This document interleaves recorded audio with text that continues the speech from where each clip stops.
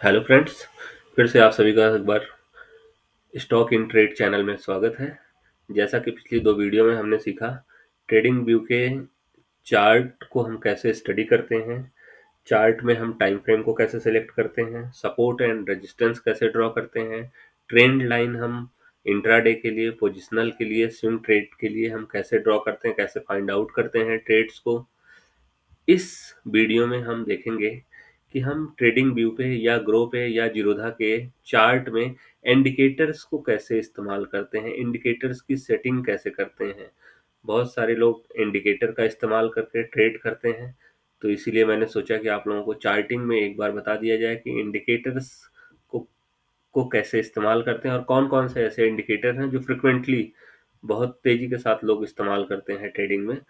तो उसके लिए हमने ये आधे घंटे का चार्ट हमने टाइम फ्रेम यहाँ से सेलेक्ट किया हुआ है 30 मिनट का। और यहाँ पे आप कर्सर देख सकते होंगे, लिख के आ रहा है इंडिकेटर। ये आप जीरोधा के भी चार्ट में ऐसे इंडिकेटर लिखा रहता है, क्योंकि जीरोधा भी ट्रेडिंग व्यू का ही इस्तेमाल करता है, ग्रो भी इस्तेमाल करता है। तो आप किसी पे भी जाएंगे तो यहाँ इंडिकेटर पे क्लिक करेंगे तो सबसे पहले हम लोग सीखेंगे कि जो फ्रिक्वेंटली यूज़ किया जाने वाला इंडिकेटर है वो SMA या फिर EMA, मतलब एक्सपोनेंशियल मूविंग एवरेज या फिर स्मूथिंग एवरेज मूविंग एवरेज। यहाँ पे क्लिक किया आपने, ये आ गया आपके सामने इंडिकेटर। यहाँ पे आप टाइप कर सकते हैं EMA। अब यहाँ पे लिख के आ रहा है आपका मूविंग एवरेज एक्सपोनेंशियल। तो EMA क्रॉस भी है, डबल EMA भी है, ट्रिपल EMA भी है, MA विथ EMA क्रॉस। तो नॉर्मली लोग मूविंग एवरेज एक्सपोनेंशियल इस्तेमाल करते हैं। इस पे हमने क्लिक किया और हमारे चार्ट पे ये बन के आ जाता है इस तरह से। सबसे पहले इसको हम देखते हैं, इसकी सेटिंग वगैरह कैसे चेंज करते हैं, हम कैसे यूज़ करते हैं। तो आप देख रहे होंगे यहाँ पे लेफ्ट साइड कॉर्नर में EMA 9 क्लोज 0 SMA 9 लिख करके आ रहा है। यहाँ पे एक हाइड करने के लिए इस पर आप अगर क्लिक कर देंगे तो आपके चार्ट से ये हाइड हो जाएगा, नहीं दिखेगा, बंद हो जाएगा दिखना। वापस से क्लिक करेंगे तो दिख जाएगा। उसके बगल में एक सेटिंग का सिंबल आ रहा है, एक क्रॉस का सिंबल आ रहा है, आपको हटाना है तो आप इस पर क्लिक करेंगे तो ये इंडिकेटर हट जाएगा। फिर से आपको लगाना है तो इंडिकेटर पे जाइए, EMA टाइप करिए, ये आ गया, वापस यहाँ आ गया। उसके ठीक बगल में आपको 3 डॉट्स दिख रहे हैं, इसमें मोर पे क्लिक करिए आप। ये विजुअल ऑर्डर्स, आपका विजिबिलिटी इन इंटरवल, ये सारी सेटिंग करने की, इसमें से कुछ भी छेड़छाड़ करने की ज़रूरत नहीं है। आप सिंपली यहाँ पे जो सेटिंग का सिंबल आ रहा है यहाँ पे क्लिक करिए और आपको एक इस तरह से विंडो ओपन हो जाती है।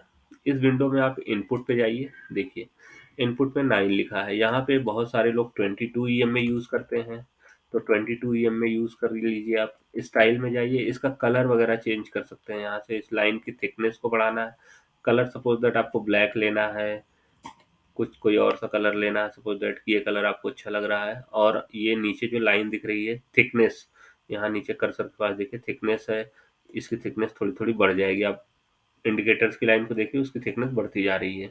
तो जो विजिबिलिटी के अकॉर्डिंग आप अपनी थिकनेस को कम और ज़्यादा कर सकते हैं। यहाँ से हमने अभी इस्तेमाल किया है इसको, सपोज दैट कि ये। अब देखिए होता क्या है EMA एक्चुअली में, SMA EMA जो है, ये जो क्लोजिंग होती है कैंडल के, डे कैंडल की, या फिर उस टाइम फ्रेम की जिस टाइम फ्रेम में आप इस्तेमाल कर रहे हैं, तो जितना भी EMA आप लगाएंगे, तो ये 22 जैसे लगाया है, 22 हमने लगाया है सेटिंग में यहाँ पे, तो 22 कैंडल्स 30 मिनट्स की क्लोजिंग जो होगी उनका एवरेज दिखाएगा कि एवरेज कहाँ क्लोज हुआ था। यहाँ पे आप देखेंगे तो ये जैसे रखा आपने कर्सर, तो ये इस टाइम पे जो दिखा रहा है ये 22 की क्लोजिंग दिखा रहा है। 22 कैंडल्स का एवरेज लेने के बाद ये बता रहा है कि यहाँ पे क्लोजिंग हुई होगी। एनीवे, इसको इस्तेमाल कैसे करते हैं लोग, मेन तो वो है, वो जानना जरूरी है।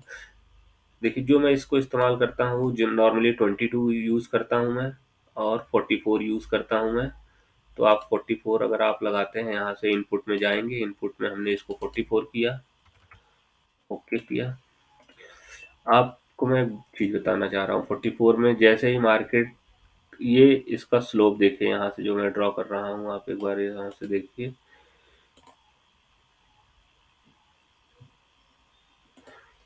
ये स्लोप इसका डाउनवर्ड, मतलब जब नीचे की तरफ ये इंडिकेटर्स दिखा रहा है कि ये इंडिकेट कर रहा है नीचे की तरफ। जैसे ही यहाँ से आपको दिखेगा कि ये ग्रीन होना, मतलब ग्रीन क्या है, ये इसका स्लोप पॉजिटिव ऊपर की तरफ होने लगा है। तो जब भी ये ऊपर की तरफ कोई भी कैंडल आपको इंडिकेटर दिख रहा है, इंडिकेटर के ऊपर कोई भी कैंडल क्लोज करती है और इसका स्लोप भी पॉजिटिव हो जाता है। जब इसका स्लोप पॉजिटिव अगर हो गया तो आप क्या कर सकते हैं कि एक सेकंड इसको मैं बंद करता हूँ।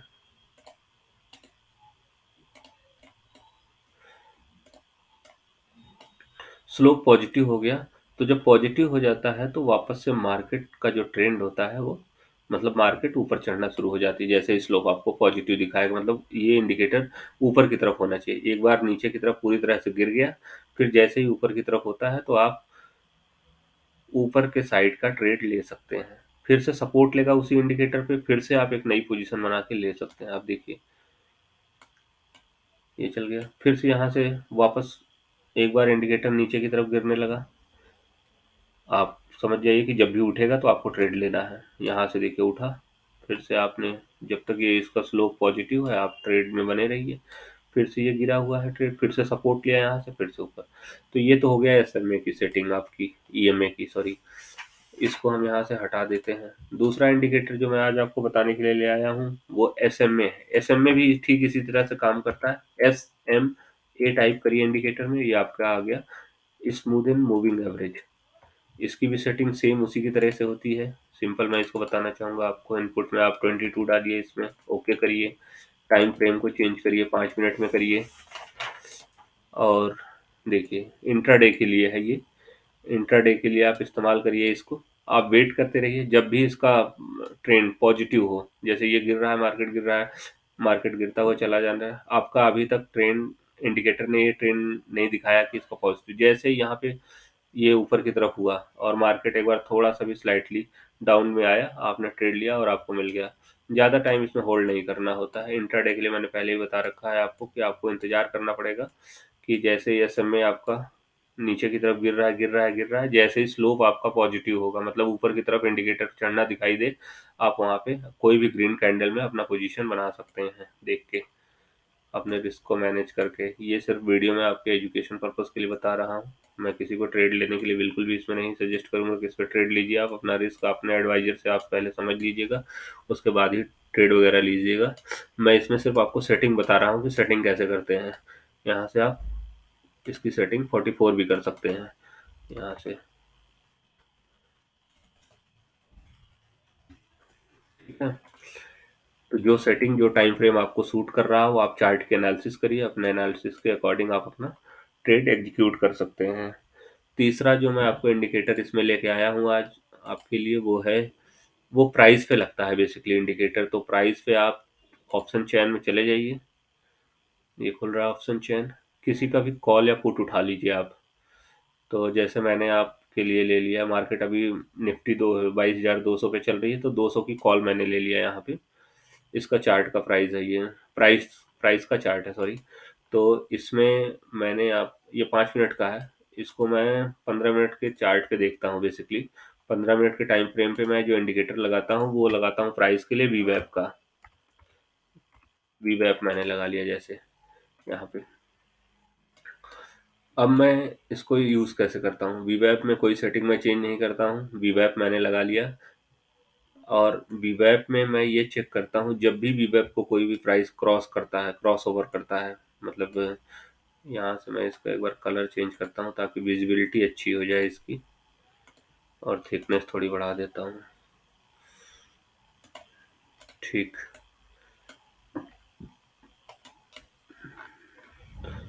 और वीवैप एक्चुअली में 10:30 बजे के बाद काम करता है, क्योंकि तब तक वॉल्यूम नहीं रहता है। वॉल्यूम आ जाता है 10 साढ़े 10 बजे के बाद, तो वीवैप काम करना स्टार्ट करता है। वीवैप के कोई भी प्राइस वीवैप के ऊपर अगर क्लोज कर रही है और वीवैप के ऊपर चल रही है तो उस ट्रेड में मैं बने रहता हूँ।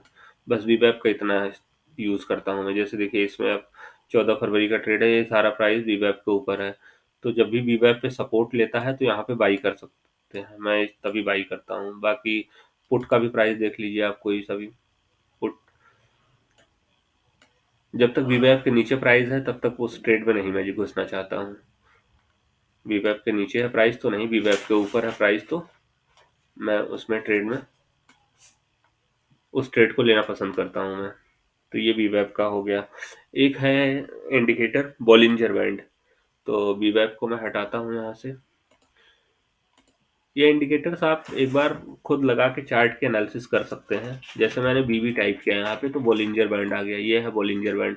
बॉलिंजर बैंड भी जनरली छोटे टाइम फ्रेम के लिए इस्तेमाल करते हैं। जैसे 5 मिनट हो गया, 15 मिनट हो गया। तो 5 मिनट में बॉलिंजर बैंड क्या है कि बॉलिंजर बैंड में ये बताता है मार्केट की मार्केट एक बार सिकुड़ता है, एक बार फैल जाता है।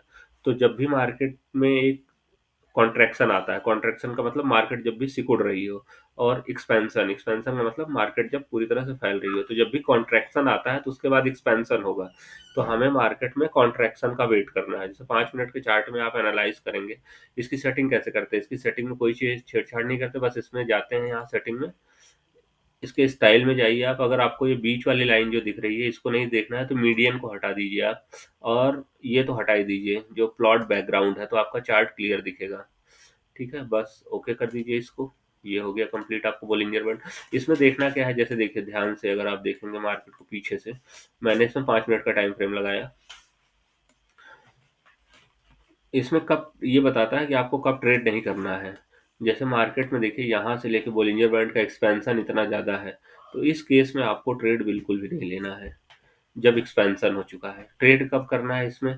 ट्रेड आपको तब लेना है जब आपका स्क्वीज बन रहा हो। जैसे इस तरह से मार्केट आपका देख रहे हैं बॉलिंजर बैंड बिल्कुल सिकुड़ गया है। यहाँ पे देखिए ये इस रेंज को अगर आप देखेंगे तो यहाँ पे दिखेगा आपको ये वाला रेंज जो है, मार्केट यहाँ पे सिकुड़ गया है। तो इसका इंतजार करिए 5 मिनट में, जब भी ये सिकुड़ जाएगा और जिस तरफ भी ये बॉलिंजर बैंड को क्लोज कर दे। अगर नीचे के डायरेक्शन में क्लोज कर रहा है तो पुट साइड में जा सकते हैं, ऊपर के साइड में क्लोज कर रहा है तो कॉल के साइड में आप जा सकते हैं।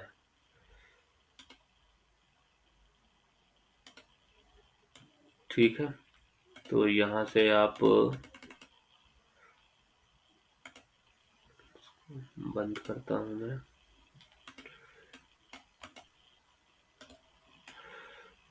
ये देखिए यहाँ पे एक परफेक्ट 5 मिनट की कैंडल में आपको ये दिखेगा कि यहाँ से यहाँ तक स्क्वीज है। ये स्क्वीज का मतलब मार्केट सिकुड़ गई। आप अपने ट्रेड की तैयारी कर सकते हैं, जिस तरफ भी क्लोजिंग करेगा ये उस तरफ मार्केट जा सकता है यहाँ से। ठीक है, तो ये बॉलिंजर बैंड की सेटिंग हो गई।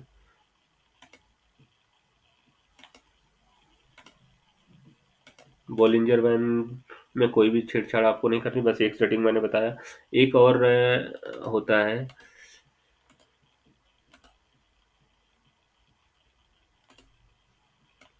इंडिकेटर। देखिए ये स्क्वीज किया यहाँ पे, इसके बाद ऊपर की तरफ क्लोज किया, मार्केट ऊपर गई। जहाँ पे एक्सपेंशन हो जाए वहाँ बचना चाहिए। बॉलिंजर बैंड में यही है कि एक्सपेंशन अगर हो गया, जैसे सपोज दैट कि आपने यहाँ पे पोजीशन बना ली तो आपको एक अच्छा खासा मूव मिल गया और मार्केट पूरी तरह से एक्सपैंड कर गई इस तरफ। मतलब यहाँ से मूव आपको चला 160 रुपए से लेकर के 283 रुपए तक। तो आपको फिर उसके बाद वेट करना है ट्रेड का।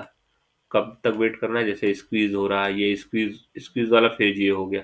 अब इस फेज के बाद मार्केट जिस तरफ भी प्राइस को क्लोज करेगी, इधर देखिए ये है, ये कॉल का प्राइस है, ये पुट का प्राइस है। पुट का प्राइस ज़्यादा ही सिकुड़ गया है तो ये इसका मतलब कि पुट की तरफ ट्रेड अगर ये क्लोज करता है तो एक अच्छा ट्रेड बन सकता है। एक अच्छा ट्रेड बता रहा है बॉलिंजर बैंड बनने के लिए। तो यहाँ पे आप देख सकते हैं क्योंकि मार्केट ने बहुत टाइम बिताया है यहाँ पे। ठीक है, एक इंडिकेटर और बच रहा आपका, मैं इसको क्लोज करता हूँ। लास्ट इंडिकेटर मैं और आपको बताना चाह रहा हूँ आरएसआई का। आरएसआई रिलेटिव स्ट्रेंथ इंडेक्स बताएगा आपको। ये जैसे ही आप अप्लाई करेंगे नीचे आ गया है देखिए ये। तो इसकी सेटिंग भी चेंज कर सकते हैं आप चाहें तो इसका जो बैकग्राउंड है पीछे का वो चेंज कर सकते हैं। ये ये सेटिंग अपने आप इसमें रहती है। इनपुट इनपुट में आप इसमें कुछ भी डाल सकते हैं, लेकिन इसमें ये बोला जाता है जैसे सपोज दैट कि जैसे ये है, ये वाला लाइन देखिए आप यहाँ पे, अगर ये 80 के आसपास जाता है तो ये कहते हैं कि ओवरबॉट है, मतलब बहुत ज़्यादा खरीदारी हो गई है, अब मार्केट में गिरावट आनी चाहिए। तो यहाँ पे आप देखिए और साथ में इस कैंडल को देखिए, इसके बाद से मार्केट में गिरावट शुरू हुई। और नीचे अगर 20 के नीचे चला जाता है तो कहते हैं ओवर सोल्ड हो गया है, मतलब ओवर सोल्ड हो जाएगा मार्केट। तो वहां से फिर आपको एक खरीदारी की नज़र आएगी और लोग मार्केट को ऊपर ले जाना चाहेंगे। तो ये RSI हो गया। RSI की सेटिंग में आपको ज़्यादा कुछ चेंज करने की ज़रूरत होती नहीं है। फिर भी अगर इसमें आप कुछ चेंज करना चाहते हैं तो एक सेटिंग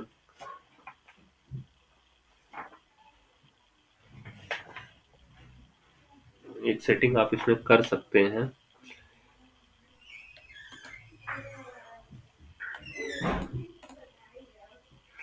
जैसे मिडिल को आप 35 कर सकते हैं और यहाँ पे आप 20 कर सकते हैं। ये तो ये 20 के नीचे आए या 35 के ऊपर आए, सपोर्ट ले रहा है 35 से, तो वहाँ बाइंग कर सकते हैं आप। यही है। मुझे उम्मीद है कि आपको 5 इंडिकेटर मैंने समझाने की कोशिश की, कैसे इसको हम ट्रेडिंग व्यू में इस्तेमाल करते हैं, कैसे इसकी सेटिंग को चेंज करते हैं। मैंने ये बताने की कोशिश की है आपको। आप खुद से इन इंडिकेटर्स को लगा के अलग अलग टाइम फ्रेम पे अलग अलग कैंडल्स की एनालिसिस करिए। आपको कुछ ना कुछ जरूर मिलेगा जिससे आप अपना खुद का एक सेटअप तैयार कर सकते हैं with the help of indicators. Thank you so much.